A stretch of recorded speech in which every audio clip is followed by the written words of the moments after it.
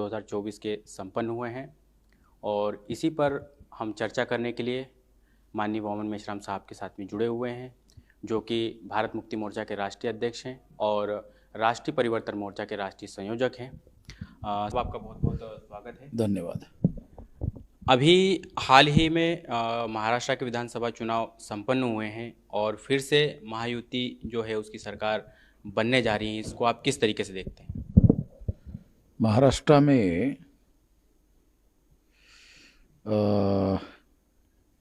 जो जरांगे फैक्टर है, जरांगे फैक्टर ने मराठा लोगों को ओबीसी के आरक्षण में शामिल करने का जो अभियान चलाया और उसको बहुत कम समय में बहुत बड़े पैमाने पर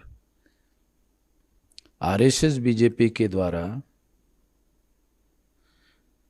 दावपेच के तहत प्रोजेक्ट किया गया। जरांगे के समर्थन में प्रोजेक्ट नहीं किया। जरांगे का फैक्टर मराठा लोगों का ध्रुवीकरण करने की दृष्टि से उन्होंने उसको प्रोजेक्ट किया।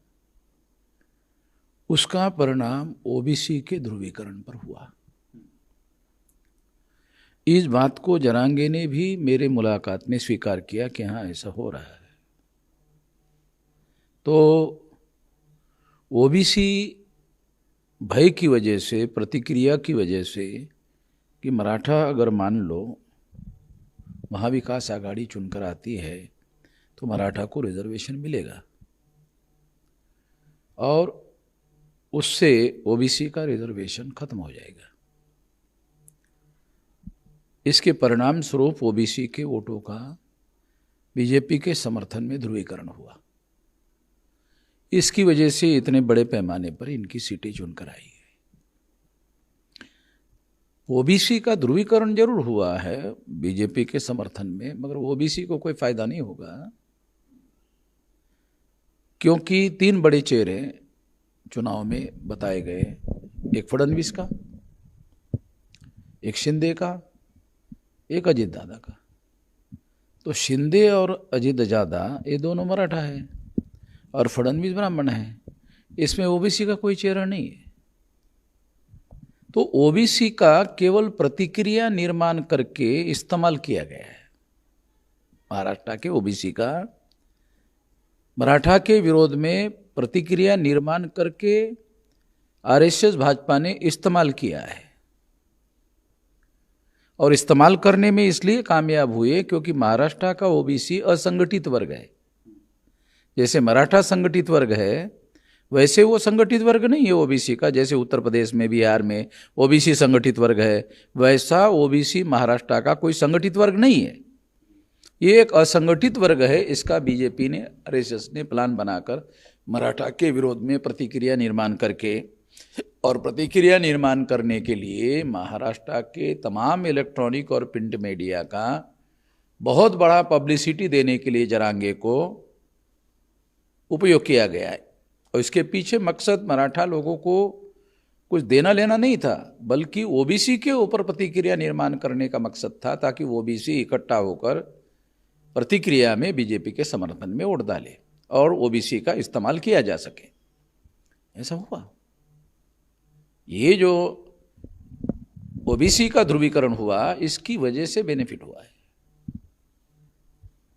इससे खतरा था, ओबीसी के ध्रुवीकरण का खतरा था। मराठा का ध्रुवीकरण उन लोगों को महाविकास आघाड़ी के समर्थन में खड़ा होगा, तो वो रोकने के लिए 2 मराठा चेहरे, अजीत दादा और शिंदे, दोनों को रखा गया ताकि मराठा के ध्रुवीकरण को भी रोका जा सके और ओबीसी का ध्रुवीकरण 100% बीजेपी के समर्थन में खड़ा हो जाए, मगर मराठा वोटों का ध्रुवीकरण विभाजित हो जाए। ये रणनीति कामयाब रही है।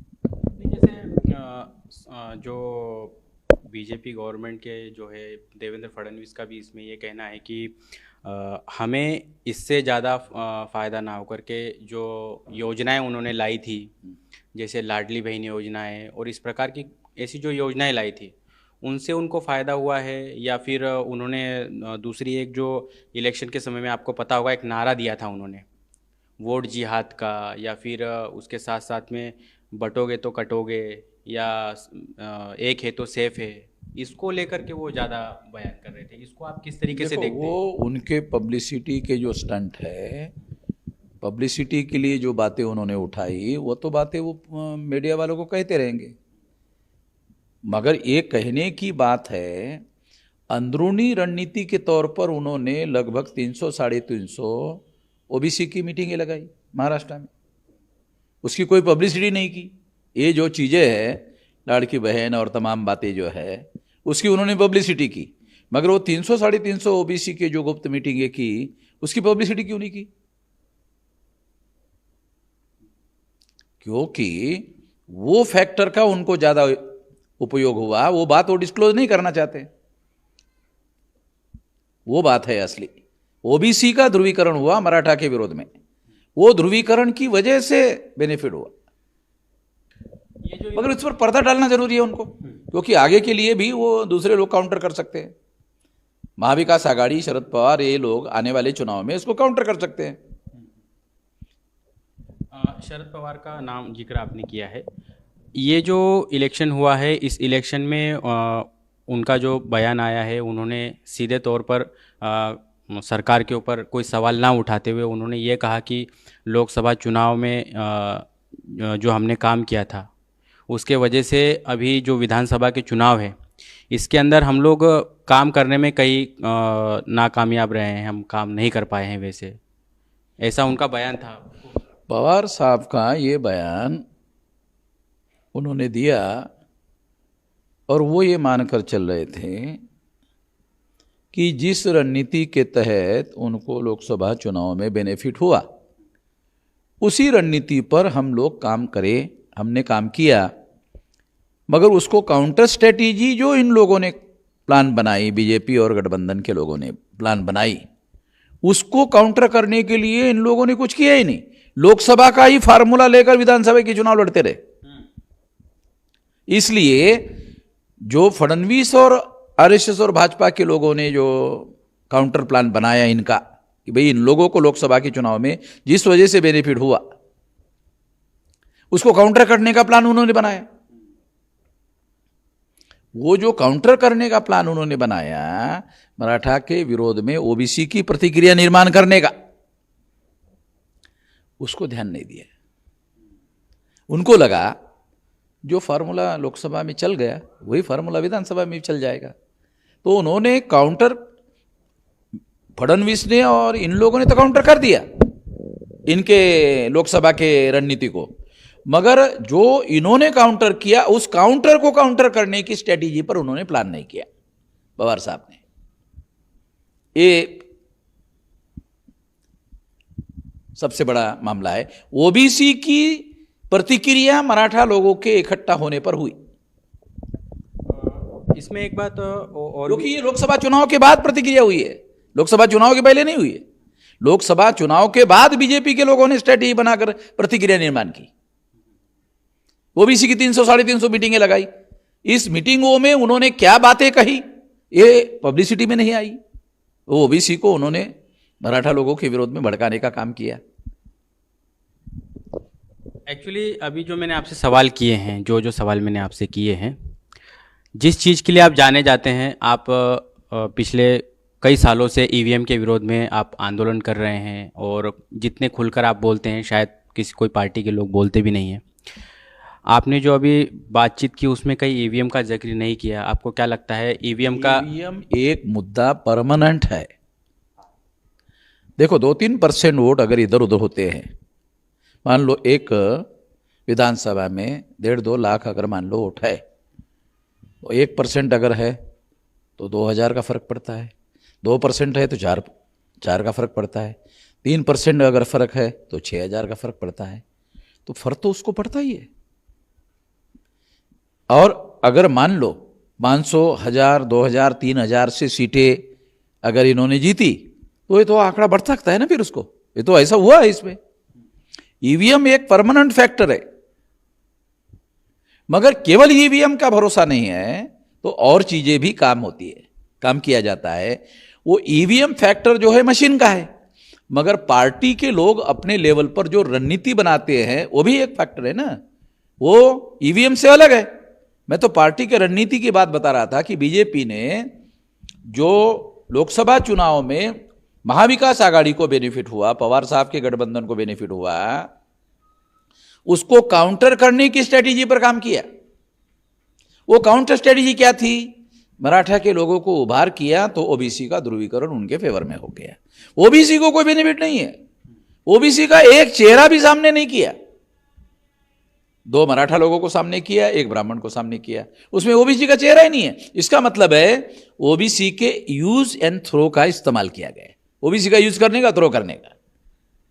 ओबीसी का ध्रुवीकरण डर के मारे हुआ, प्रतिक्रिया में हुआ, और ये प्रतिक्रिया में और डर के मारे क्यों हुआ? क्योंकि वो असंगठित वर्ग है, उनका तो चेहरा भी नहीं है। देखो, 2 मराठा 1 ब्राह्मण, कोई ओबीसी का चेहरा नहीं है।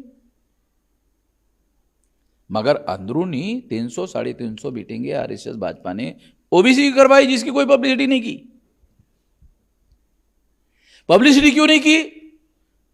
पवार और इन लोगों को मालूम नहीं होना चाहिए, मालूम होगा तो काउंटर करेंगे।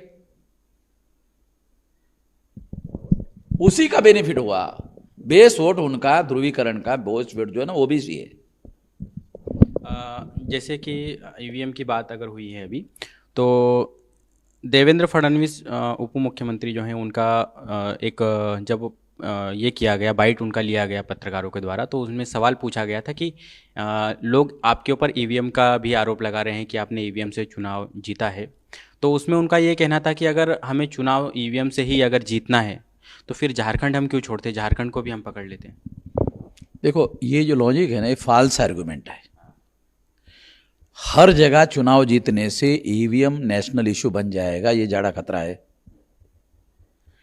तो ठंडा करके खाने का, धीरे धीरे खाने का, एक साथ सब कुछ खाने का नहीं।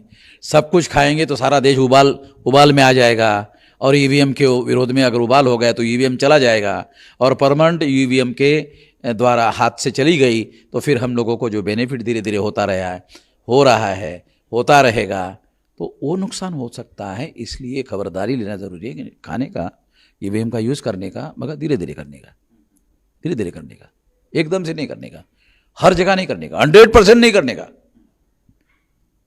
तो ये खबरदारी लेना पड़ेगा ना। और एक सवाल मेरा ऐसा है कि अभी जब चुनाव चल रहे थे उस समय आपने बहुत सारे प्रोग्राम्स भी किए, महारैलियाँ की। आप राष्ट्रीय परिवर्तन मोर्चा के राष्ट्रीय संयोजक भी हैं। उसी का एक सहयोगी दल है बहुजन मुक्ति पार्टी। इलेक्शन के जैसे जब नज़दीक आया, चुनाव प्रक्रिया जब नज़दीक आई, तो उस समय में पार्टी के कुछ प्रदेश के 1-2 पदाधिकारी, 2-3 पदाधिकारी जो है वो पार्टी को छोड़ करके चले गए। इससे क्या खासा प्रभाव पड़ा चुनाव में? पवार साहब को नुकसान हुआ। पवार साहब ने उनको बेनिफिट लेने के लिए लिया था, तो वो तो गद्दार लोग हैं, और गद्दार की प्रतिक्रिया हुई कि इनको सबक सिखाना चाहिए, तो नुकसान हुआ उनको, पवार साहब को। गद्दार को नहीं लेना चाहिए, ऐसा लोगों की प्रतिक्रिया थी। गद्दार को लेने से नुकसान हुआ पवार साहब को। एक बड़ा मामला जो है उत्तर प्रदेश के संभल का अभी सामने आया है, जहां पर जो शाही जामा मस्जिद है उसको लेकर के जो सर्वे हो रहा था, तो वहां पर प्रायोजित कहा जा रहा है कि जो ये दंगा करवाया गया है उसमें राष्ट्रीय मुस्लिम मोर्चा के जो राष्ट्रीय प्रभारी है चांद मोहम्मद, उन्होंने भी अपना बयान दिया है। उसको आप किस प्रकार से देखते हैं? देखो, सारे देश भर में आरएसएस भाजपा का सारा जो खेल है, वो खेल हिंदू मुसलमान बनाने पर है। उनकी सफलता हिंदू मुसलमान बनाने पर है। अगर एससी एसटी ओबीसी के लोग सामाजिक आधार पर वोट डालते हैं तो वो बीजेपी के विरोध में जाता है। धर्म के आधार पर वोट डालते हैं तो बीजेपी को फायदा होता है। तो जिससे बीजेपी आरएसएस को फायदा होता है वो धर्म का आधार है। तो इसलिए धार्मिक ध्रुवीकरण करने की रणनीति पर आरएसएस भाजपा काम कर रही है सारे देश भर में। जहां जहां वो ध्रुवीकरण में करने में कामयाब होती है वहां उनको सफलता मिलती है। उत्तर प्रदेश में उनकी सरकार है, पुलिस यंत्रणा उनके नीचे है, उनके नियंत्रण में है, तो वो धार्मिक ध्रुवीकरण के कार्यक्रम को चला सकते हैं, फसाद करवा सकते हैं। और पहले का भी उनका रिकॉर्ड है। धार्मिक ध्रुवीकरण करने के लिए फसाद में बहुत तीव्र ध्रुवीकरण होता है। जब फसाद होता है तो तीव्र ध्रुवीकरण होता है। और ये जो सामाजिक जागृति है SC ST OBC की, ये खत्म होकर मुसलमानों का उभार किया जाता है मीडिया के द्वारा, ताकि SC ST OBC के ऊपर धार्मिक प्रतिक्रिया निर्माण की जा सके। वो SC ST OBC के नाम पर वोट डालने के बजाय मुसलमानों के विरोध में हिंदू बन जाए। कोई ब्राह्मण हिंदू धर्म का प्रचार करता हुआ दिखाई नहीं देता, क्योंकि हिंदू धर्म के सिद्धांत क्या है? वो तो ब्राह्मण धर्म की सिद्धांत है। ब्राह्मण धर्म की सिद्धांत क्या है? वर्ण व्यवस्था, जाति व्यवस्था, अस्पृश्यता, आदिवासियों का सेग्रीगेशन, महिलाओं की दासता, शूद्रत्व OBC के ऊपर थोपा जाना, ये तो सारा का सारा SC ST OBC के खिलाफ है। यानी इसका मतलब है ये ब्राह्मण धर्म है, जिसका प्रचार RSS भाजपा के लोग हिंदू धर्म के नाम पर करते हैं। और बैकवर्ड क्लासेस के लोग जो है इस जाल में फंस जाते हैं। ये उत्तर प्रदेश और बिहार में जैसे OBC का उभार है, तो वहां करने की उनको ज्यादा जरूरत पड़ती है, तो वहां वो ज्यादा करते रहते हैं। जहां जैसे महाराष्ट्र है, महाराष्ट्र में OBC का वर्ग संगठित वर्ग ही नहीं है, वहां वो बहुत आसानी से इसका इस्तेमाल कर सकते हैं। तो वहां उन्होंने इस तरह के फसाद करवाने के बजाय चुनावी रणनीति का उपयोग किया, साइलेंट तरीके से इस्तेमाल किया। उसके लिए उन्होंने मराठा फैक्टर को उभारा और OBC के ऊपर प्रतिक्रिया करके उनको संगठित करके यूज करके उनका तो चेहरा भी नहीं, तो उनको तो पॉलिटिकल पावर में शेयर भी नहीं मिलेगा। यानी ब्राह्मण को शेयर मिलेगा, OBC मराठा को शेयर मिलेगा, उनको कुछ नहीं मिलेगा। एक चीज़ और है इसमें, जैसे शुरू में ही मैंने आपसे एक वो पूछा था कि ये जो वोट जिहाद है या एक है तो सेब है, इस नारे को अगर आपसे पूछा जाए कि इसको क्या तरीके से जिहाद सार्वजनिक रूप से बोला जा सकता है, हिंदू मुसलमान के नाम पर बोलने से ज़्यादा खुलकर बात होती है और आचार संहिता उल्लंघन माना जा सकता है, इसलिए वोट जिहाद शब्द का यूज करते हैं। वोट जिहाद का अर्थ क्या है? वो पब्लिक में RSS भाजपा के लोग वोट जिहाद शब्द यूज करते हैं, मगर प्राइवेट में कहते हैं ये जिहाद मुसलमानों का है, क्योंकि जिहाद शब्द जो है वो हिंदी नहीं है, वो उर्दू है, अरेबिक है। वो पब्लिक में जिहाद शब्द कहते हैं और प्राइवेट में खोलकर बात कहते हैं। जिहाद का मतलब मुसलमान जिहाद कर रहे। अरे मुसलमान सारे लोग मुसलमान बनकर वोट डाल रहे, तो तुमको हिंदू बनकर वोट डालने के लिए क्या ऐतराज है? मुसलमान बनकर वोट डाल रहे, तो तुम हिंदू बनकर वोट डालो। ऐसा कहने के लिए जिहाद शब्द का यूज किया जाता है।